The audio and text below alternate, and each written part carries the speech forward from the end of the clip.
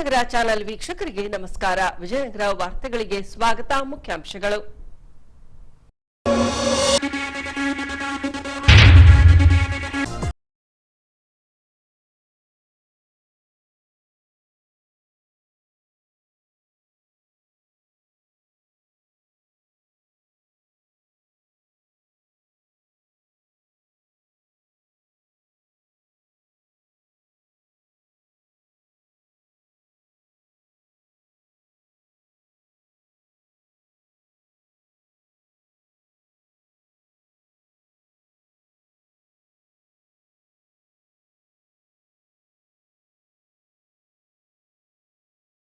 ಹತ್ಯೆಗೀಡಾದ ಹೊನ್ನೂರಸ್ವಾಮಿ ಎಂಬ ದುರ್ದೈವಿ ಆರೋಪಿಯ ಪುಸ್ತಕಾಳಿ ಪೊಲೀಸರ ವಶಕ್ಕೆ.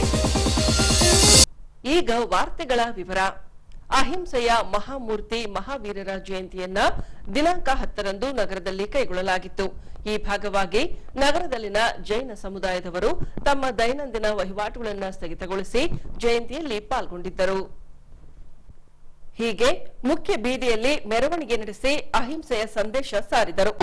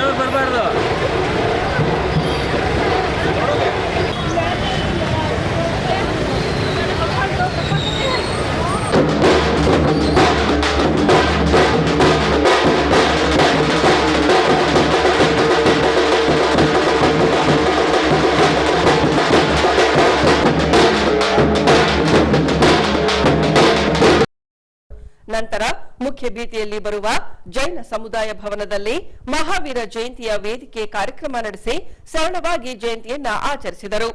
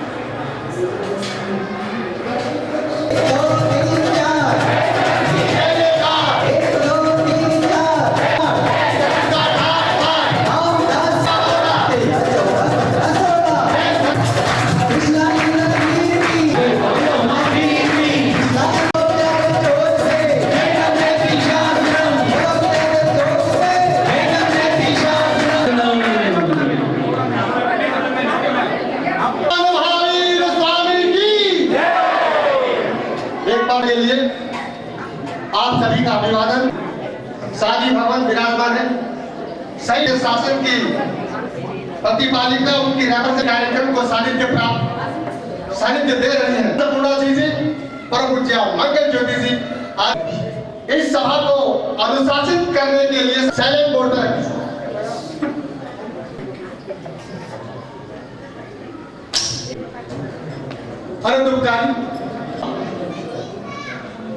सारित्र आत्माओं के पावन चरणों में कोटिश वंदन विश्वानंदन वीर के इस जन्मोत्सव जन्म का खूब शुभकामनाएं।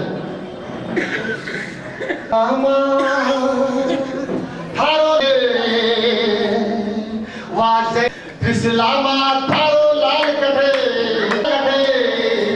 वाजैन धरे बढ़ियो पाप घड़ो बढ़ियो पाप घड़ वो वर्धमान इस्लामा धरती रो पाप में जरूरत थारी है बड़ी जरूरत थारी है और ही ನಾವು 24ನೇ ತೀರ್ಥಂಕರ ಪರಮಾತ್ಮ ಭಗವಾನ್ ಮಹಾವೀರ್ ಅವರ ಜನ್ಮ ಕಲ್ಯಾಣವನ್ನು ಆಚರಿಸ್ತಾ ಇದ್ದೇವೆ. ಈ ದಿನ ಹೊಸಪೇಟೆಯಲ್ಲಿ ನಮ್ಮ ಗುರುಗಳು ಆಗಿರುವಂಥ ಮಂಗಲಜ್ಯೋತಿ ದಾರ ಸಾಹೇಬರು ಹಾಗೂ ಹರ್ಷಪೂರ್ಣ ಸಾಹೇಬರು 12 ಸಾಧಿಗಳು ಬಂದಿದ್ದಾರೆ. ಈ ದಿನ ನಾವೆಲ್ಲರೂ ಒಂದು ಚಿಕ್ಕ ಮೆರವಣಿಗೆ ತಗೊಂಡು ಆಮೇಲೆ ಈ ಧರ್ಮಸಭೆ ನಡೆಯುತ್ತಾ ಇದೆ.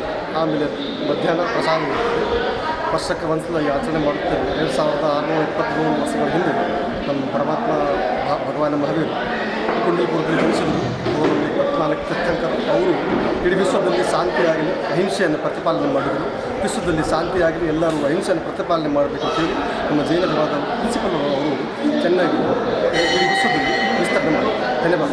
Thank you very much. ದಿನಾಂಕ 9ರಂದು ಹೊಸಪೇಟೆ ನಗರ ಸಭೆಯಲ್ಲಿ ಅಧ್ಯಕ್ಷರ ಅಧ್ಯಕ್ಷತೆಯಲ್ಲಿ ಸರ್ವ ಸದಸ್ಯರ ಸಾಮಾನ್ಯ ಸಭೆಯನ್ನ ಕೈಗೊಳ್ಳಲಾಗಿತ್ತು. 72 ವಿಷಯಗಳನ್ನೊಳಗೊಂಡ ಸಾಮಾನ್ಯ ಸಭೆಯು ಕೇವಲ 5 ನಿಮಿಷದಲ್ಲಿ ಮುಕ್ತಾಯಗೊಂಡಿದ್ದು ಕಂಡುಬಂದಿತು. ಹೀಗೆ ಅಧ್ಯಕ್ಷ ರೂಪೇಶ್ ಕುಮಾರ್ ರವರ ಅಧ್ಯಕ್ಷತೆಯಲ್ಲಿ ಸಾಮಾನ್ಯ ಸಭೆಯನ್ನ ಕೈಗೊಳ್ಳಲಾಗಿತ್ತು. ಹೀಗೆ ಸಭೆ ಆರಂಭವಾಗುತ್ತಿದ್ದಂತೆ ಪೌರಾಯುಕ್ತ ಚಂದ್ರಪ್ಪರವರು ಎಲ್ಲರನ್ನೂ ಸ್ವಾಗತಿಸಿದರು. ನಂತರ ಸದಸ್ಯ ಹನುಮಂತಪ್ಪರವರು 598ರಿಂದ 670ವರೆಗಿನ ವಿಷಯ ಸಂಖ್ಯೆಯ ಇಂದಿನ ಸಭೆಯಲ್ಲಿ ವಿಷಯ ಸಂಖ್ಯೆ 632 ಮರು ಟೆಂಡರ್ ಕರೆಯಬೇಕು ಹಾಗೂ ವಿಷಯ ಸಂಖ್ಯೆ 665 ಮುಂದಿನ ಸಭೆಗೆ ಮುಂದೂಡಬೇಕು ಎಂದು ಹೇಳುತ್ತಿದ್ದಂತೆಯೇ ಸಭೆ ಅಂತ್ಯವಾಯಿತು ಎಂದು ಎಲ್ಲಾ ಸದಸ್ಯರು ಸಭೆಯಿಂದ ಹೊರನಡೆದರು. ಬ್ಯಾಕ್ ಓ ಲೋಡರ್ ವಾಹನಗಳನ್ನು ಪೂರೈಸುವ ಕುರಿತು ಜಿಂಪಾರ್ಟನ್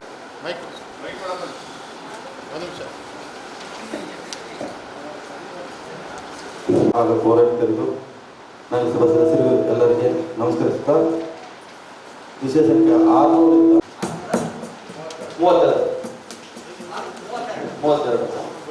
665 ಕೈಗೊಳ್ಳಿದ್ರಿ. 632 ಬೇಕಂಡಲ್ಲ 665 632 ಬೇಕಂಡ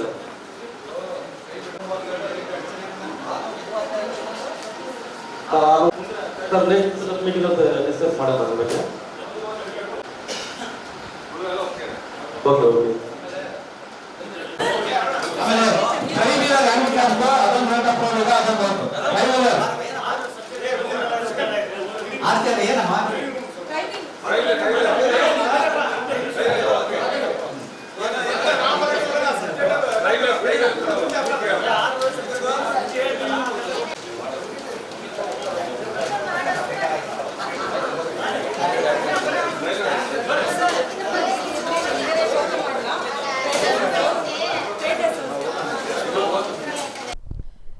ದಿನಾಂಕ 10ರಂದು ಜಂಬುನಾಥ ಸ್ವಾಮಿಯ ರಥೋತ್ಸವ ಕೈಗೊಳ್ಳಲಾಗಿತ್ತು. ಈ ಭಾಗವಾಗಿ ಬೆಳಗ್ಗೆ 10 ಗಂಟೆಗೆ ಮಡಿತೇರನ್ನ ಎಳೆದು ಭಕ್ತಿ ಸಮರ್ಪಿಸಲಾಯಿತು.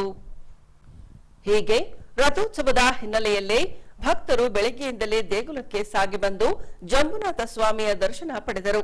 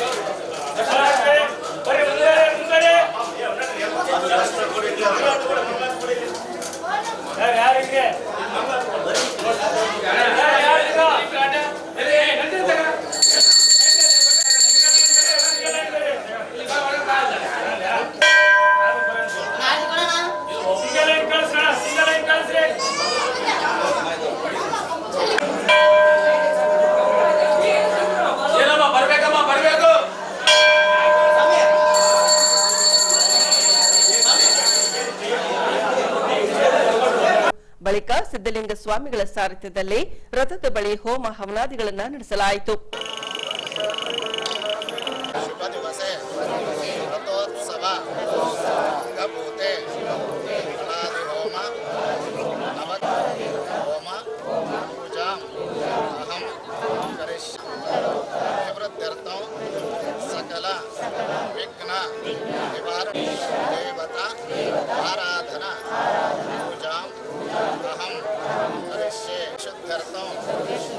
ಆತ್ಮಶುದ್ಧರ್ಥಂ ಹಾಗೆ ಕಳಾದೆ ಹೋಮಗಳನ್ನೆಲ್ಲ ಮಾಡ್ತಾ ಇದ್ದೀವಿ. ಅಕ್ಷತೆಯನ್ನು ಹಸ್ತಮಾಚಾದ್ಯ ಓಂ ತುಲಸಸ್ಯ ಮುಖೇ ರುದ್ರಶೋತಸಾಗರಃ ಸರ್ವೇ ಸಪ್ತದ್ವೀಪಾವಸುಂದರಾಃ ಸರ್ವೇ ಜಗದಾಂತಸಮಾಶ್ರಿತಾಃ ಓಂ ಚತ್ವಾರಿ ಸಂಘಾತ್ರಯೋ ಅಸ್ಯ ಪಾದಾತ್ವೇ ಶ್ರೀರ್ಷೇ ಸಪ್ತಹಸ್ತಾಸೋಸ್ಯಾಂ ಗದಾಬದ್ಧೋ ಋಷಭೋರೋರಭೇತಿ ಮಹಾದೇವ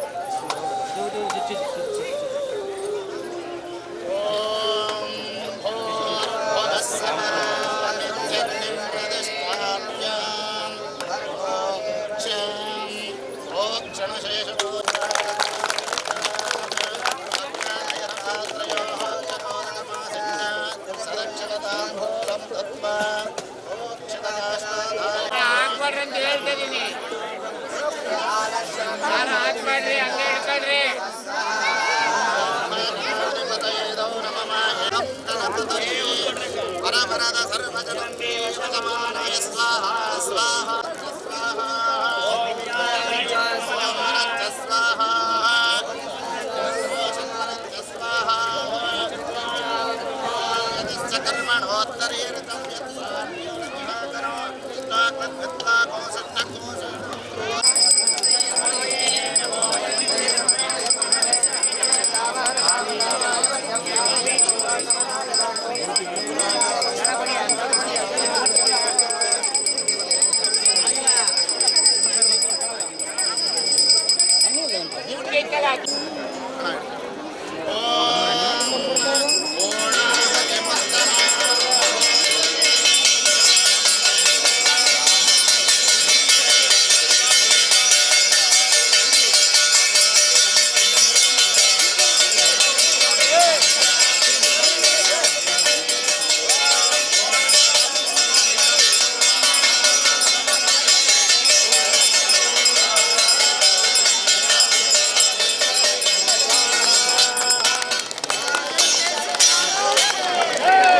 ನಂತರ ಉತ್ಸವ ಮೂರ್ತಿಯನ್ನ ರಥದಲ್ಲಿ ಪ್ರತಿಷ್ಠಾಪಿಸಿದ ಬಳಿಕ ರಥೋತ್ಸವಕ್ಕೆ ಚಾಲನೆ ನೀಡಲಾಗಿ ನೆರೆದ ಭಕ್ತರಿಂದ ಮಡಿತೇರನ್ನ ಎಳೆದು ಭಕ್ತಿ ಸಮರ್ಪಿಸಿದರು.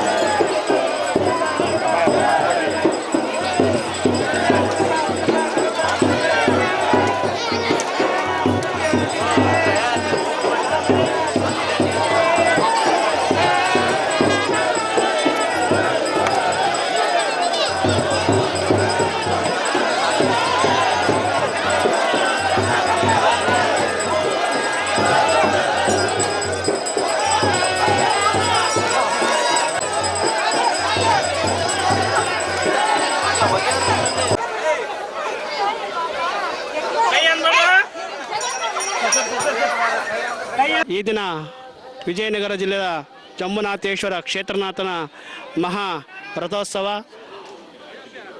ಬ್ರಾಹ್ಮಿ ಮುಹೂರ್ತದಲ್ಲಿ ಮಹಾರುದ್ರಾಭಿಷೇಕ ಮತ್ತು ಹೋಮ ಹವನಾದಿಗಳು, ಆಮೇಲೆ ರಥೋತ್ಸವವನ್ನು ಮಾಡಿದ್ದೇವೆ. ಸಾಯಂಕಾಲ ಕೂಡ ರಥೋತ್ಸವ ಇರ್ತದೆ. ವಿಶೇಷವಾಗಿ ಈ ಜಂಬುನಾಥೇಶ್ವರನ ಬಹಳ ಮಹಿಮಾಶಾಲಿ ಆಗಿರ್ತಾನೆ. ವಿಜಯನಗರಕ್ಕಿಂತ ಮುಂಚಿತವಾಗಿ ಈ ಜಂಬುನಾಥೇಶ್ವರನ ಪ್ರತಿಷ್ಠಾಪನೆ ಆಗಿರುತ್ತೆ. ಇದಕ್ಕೆ ಒಂದು ಇತಿಹಾಸ ಇದೆ. ಯಾಕಂತಂದರೆ ಇಲ್ಲಿ ಇತಿಹಾಸ ಇರೋದ್ರಿಂದ ಇಲ್ಲಿ ಬರ್ತಂಥ ಹೋಗೋಂಥ ಭಕ್ತಾದಿಗಳು ಎಲ್ಲರಿಗೆ ಒಳ್ಳೆಯದನ್ನು ಜಂಬುನಾಥ ಮಾಡ್ಕೊಂತ ಬಂದಿದ್ದಾನೆ. ಅದಕ್ಕೆ ಆತಗೆ ಜಾಂಬು ಅಂತಿಟ್ಟಿದ್ದಾರೆ. ಹಂಗಾಗಿ ಈ ಜಂಬುನಾಥೇಶ್ವರ ಇಡೀ ಹೊಸಪೇಟೆ ಜನಕ್ಕೆ ಭಕ್ತಾದಿಗಳಿಗೆಲ್ಲರಿಗೆ ಒಳ್ಳೆಯದು ಮಾಡಂತಂದು ಕೇಳಿ ನನ್ನ 2 ಮಾತುಗಳು ಮುಗಿಸ್ತೀನಿ. ಇನ್ನು ಕೆಲ ಭಕ್ತರು ರಥೋತ್ಸವಕ್ಕೆ ಸಾಗಿ ಬಂದವರಿಗೆ ಲಘು ಉಪಹಾರ ನೀಡಿ ಭಕ್ತಿ ಸೇವೆ ಸಲ್ಲಿಸಿದರು. ಈಗಾಗಲೇ ದ್ವಿತೀಯ ಪಿಯುಸಿ ಪರೀಕ್ಷಾ ಫಲಿತಾಂಶ ಪ್ರಕಟಗೊಂಡಿದ್ದು, ವಿಜಯನಗರ ಜಿಲ್ಲೆಯ ಗ್ರಾಮಾಂತರ ಭಾಗದ 2 ವಿದ್ಯಾರ್ಥಿನಿಯರು ಕಲಾ ವಿಭಾಗದಲ್ಲಿ ರಾಜ್ಯಕ್ಕೆ ಪ್ರಥಮ ಹಾಗೂ ದ್ವಿತೀಯ ಸ್ಥಾನ ಪಡೆದಿದ್ದಾರೆ. ಇವರ ಸಾಧನೆಗೆ ಜಿಲ್ಲಾಧಿಕಾರಿಗಳು ಅಭಿನಂದಿಸಿದ್ದಾರೆ. ಹೀಗೆ ದ್ವಿತೀಯ ಪಿಯುಸಿ ಪರೀಕ್ಷೆಯ ಕಲಾ ವಿಭಾಗದಲ್ಲಿ ರಾಜ್ಯಕ್ಕೆ ಪ್ರಥಮ ಸ್ಥಾನ ಪಡೆದಿರುವ ಎಲ್ಆರ್ ಸಂಜನಾಬಾಯಿ ಹಾಗೂ ದ್ವಿತೀಯ ಸ್ಥಾನ ಪಡೆದ ಕೆ ನಿರ್ಮಲಾರವರಿಗೆ ಜಿಲ್ಲಾಧಿಕಾರಿ ಎಂಎಸ್ ದಿವಾಕರ್ ಅವರಿಂದ ಸನ್ಮಾನಿಸಿ ಶುಭ ಹಾರೈಸಿದ್ದಾರೆ. ಕಲಾ ವಿಭಾಗದಲ್ಲಿ ರಾಜ್ಯದಲ್ಲೇ ಪ್ರಥಮ ಸ್ಥಾನ ಗಳಿಸಿರುವ ಎಲ್ಆರ್ ಸಂಜನಾಬಾಯಿ ಹೊಸಪೇಟೆ ತಾಲೂಕಿನ ಮರಿಯಮ್ಮನಹಳ್ಳಿ ಬಳಿಯ ಗುಂಡಾ ಸ್ಟೇಷನ್ನ ವಿದ್ಯಾರ್ಥಿನಿ. ಇನ್ನು ರಾಜ್ಯಕ್ಕೆ ದ್ವಿತೀಯ ಸ್ಥಾನ ಪಡೆದಿರುವ ಹಗರಿಬೊಮ್ಮನಹಳ್ಳಿ ತಾಲೂಕಿನ ಇಟಗಿ ಬಳಿಯ ಕನ್ನಿಹಳ್ಳಿ ಗ್ರಾಮದ ವಿದ್ಯಾರ್ಥಿನಿಯಾಗಿದ್ದಾಳೆ. ವಿದ್ಯಾರ್ಥಿನಿಯರು ಐಎಎಸ್ ಮಾಡುವ ಕನಸನ್ನ ಹೊತ್ತಿದ್ದಾರೆ. ಅವರ ಕನಸು ಸಾಕಾರವಾಗಲಿ, ಜಿಲ್ಲಾಡಳಿತದಿಂದ ಶುಲ್ಕ ಭರಿಸಲಾಗುವುದೆಂದು ಈ ವೇಳೆ ಭರವಸೆ ನೀಡಿದ್ದಾರೆ.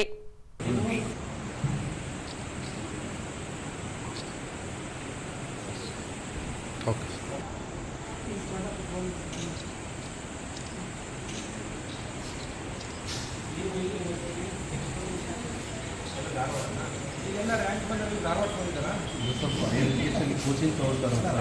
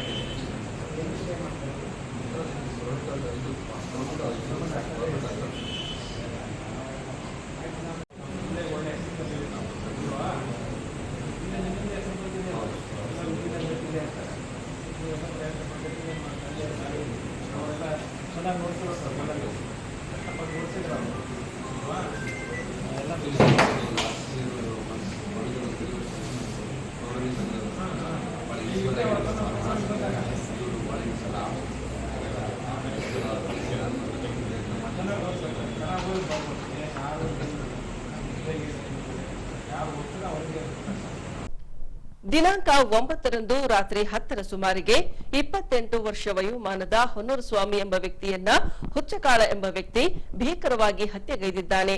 ಆರೋಪಿ ಹುಚ್ಚಕಾಳನನ್ನ ವಶಕ್ಕೆ ಪಡೆದು ಚಿಕಿತ್ಸೆಗೆಂದು ಆಸ್ಪತ್ರೆಗೆ ದಾಖಲಿಸಲಾಗಿದೆ.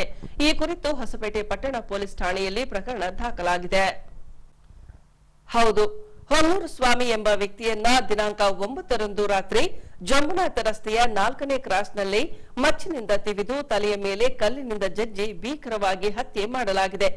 ಹುಚ್ಚಕಾಳಿ ಎಂಬ ವ್ಯಕ್ತಿ ಹಳೆ ವೈಷಮ್ಯದ ಹಿನ್ನೆಲೆಯಲ್ಲಿ ಹೊನ್ನೂರು ಸ್ವಾಮಿಯನ್ನ ಭೀಕರವಾಗಿ ಹತ್ಯೆ ಮಾಡಿದ್ದಾನೆಂದು ಎಸ್ಪಿ ರವರು ತಿಳಿಸಿದ್ದಾರೆ. ಈ ದಿನ ಹೊಸಪೇಟೆ ನಗರ ಪೊಲೀಸ್ ಠಾಣಾ ವ್ಯಾಪ್ತಿಗೆ ಬರುವಂತಹ ಜಂಬುನಾಥ ರಸ್ತೆಯ 4ನೇ ಕ್ರಾಸ್ನಲ್ಲಿ ಒಂದು ಕೊಲೆ ನಡೆದಿರುತ್ತದೆ. ಕೊಲೆಯಾದಂತಹ ವ್ಯಕ್ತಿ ಹೊನ್ನೂರು ಅಲಿಯಾಸ್ ಹೊನ್ನೂರ ಸ್ವಾಮಿ ಅಂತೇಳಿ ಸುಮಾರು 28ರಿಂದ 30 ವರ್ಷ, ಹಾಲಿ ವಾಸಿ ದಾವಣಗೆರೆಯಲ್ಲಿ ಕಳೆದ ಒಂದು 5ರಿಂದ 6 ವರ್ಷಗಳಿಂದ ಅಲ್ಲಿ ವಾಸ ಮಾಡ್ತಿರ್ತಾರೆ. ಜಾತ್ರೆಯ ಹಿನ್ನೆಲೆಯಲ್ಲಿ ಅವರು ಹೊಸಪೇಟೆ ನಗರಕ್ಕೆ ಅವ್ರ ಸ್ವಂತ ಊರಾಗಿರುವಂಥ ಹೊಸಪೇಟೆಗೆ ಬಂದಿರ್ತಾರೆ. ಇವನ ಬರುವಿಕೆಯನ್ನು ಮೋಸ್ಟ್ಲಿ ನಿರೀಕ್ಷಿಸಿದಂತಹ ಒಬ್ಬ ಆರೋಪಿ ಈ ಹಿಂದೆ ಇದ್ದಂಥ ಒಂದು ಹಳೆಯ ವೈಷಮ್ಯದ ಹಿನ್ನೆಲೆಯಲ್ಲಿ ಈಗಾಗಲೇ ಇವರು ಇದೇ ಫಿರ್ಯಾದಿ ಈಗೇನು ಕೊಲೆಗೆ ಒಳಗಾಗಿದ್ದಾರೆ. ಇವರು 2021ರಲ್ಲೂ ಕೂಡ ಒಂದು ಅಟೆಂಪ್ಟ್ ಮರ್ಡರ್ ಕೇಸ್ನ ಕೊಟ್ಟಿದ್ರು.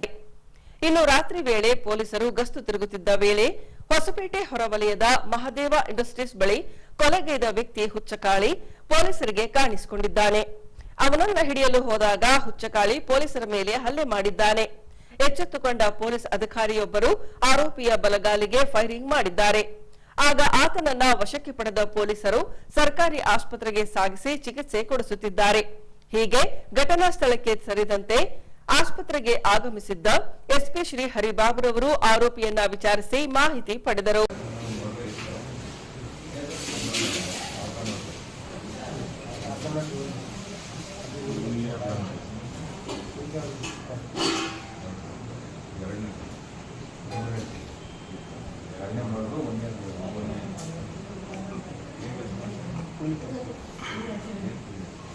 ಯಾರು ಏನು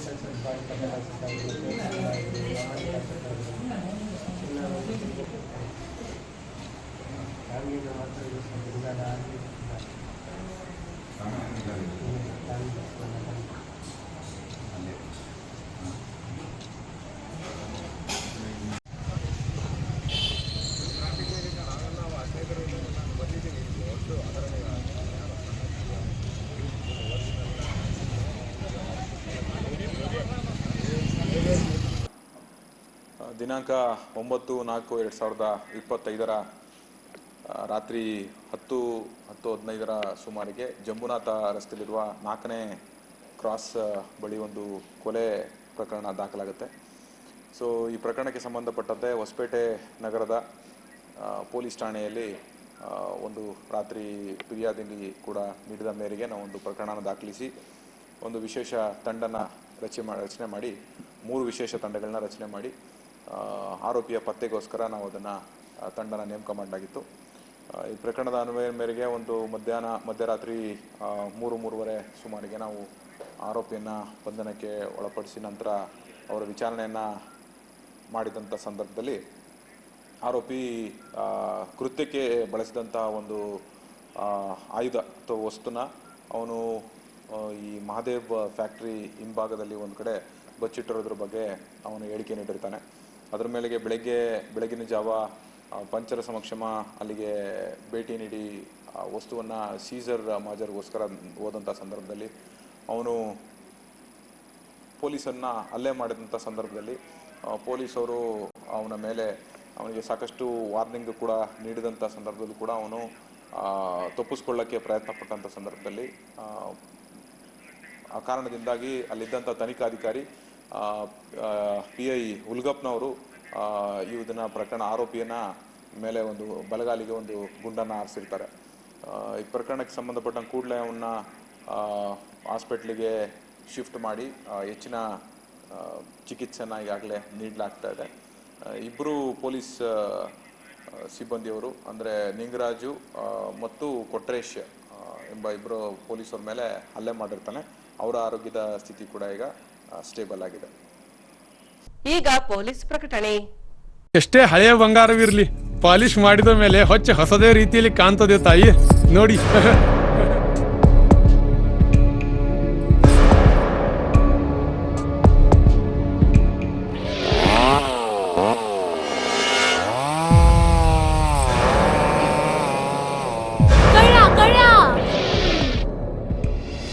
ತಾಯಿ ನಿಮ್ ಮೈ ಮೇಲೆ ಅದು ಹೊಲಸು ಬಿದ್ದಿದೆ.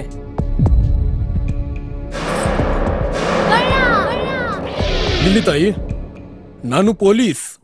ಅಲ್ಲಿ ಮುಂದೆ ದಾರಿಲಿ ದೊಡ್ಡ ಗಲಾಟೆ ಆಗಿದೆ ಮತ್ ನೀವು ಇಷ್ಟೆಲ್ಲ ಒಡವೆ ಹಾಕೊಂಡು ತಿರುಗಾಡ್ತಾ ಇದ್ದೀರಾ. ಈ ಒಡವೆಗಳನ್ನ ಈ ವಸ್ತ್ರದಲ್ಲಿ ಕಟ್ಟಿ ಪರ್ಸ್ನಲ್ಲಿ ಇಡಿ. ಹಾಕಿ ಪರ್ಸ್ನಲ್ಲಿ ಇಡೋಣ. ಅಲ್ಲೇ ಮುಂದ್ಗಡೆ ಆಗಿದೆ.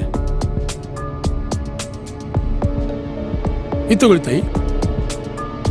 ನಾನು ಬರ್ತೀನಿ. ಈ ಕಡೆಯಿಂದ ಹೋಗಿ.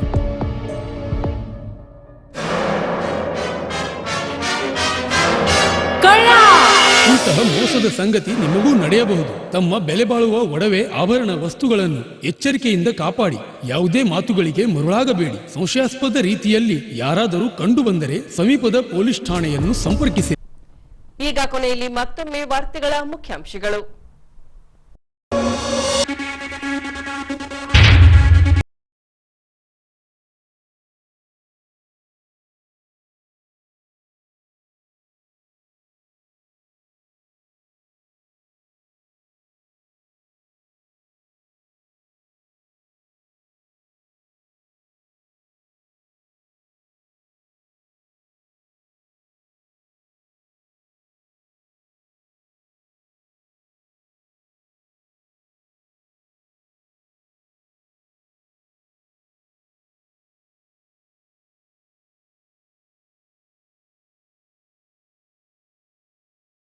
ದುರ್ದೈವ, ಆರೋಪಿಯ ಹುಚ್ಚಕಾಳಿ ಪೊಲೀಸರ ವಶಕ್ಕೆ. ಇಲ್ಲಿಗೆ ವಾರ್ತಾ ಪ್ರಸಾರ ಮುಕ್ತಾಯವಾಯಿತು. ವಂದನೆಗಳೊಂದಿಗೆ ನಾಯನ ಉಮೇಶ್.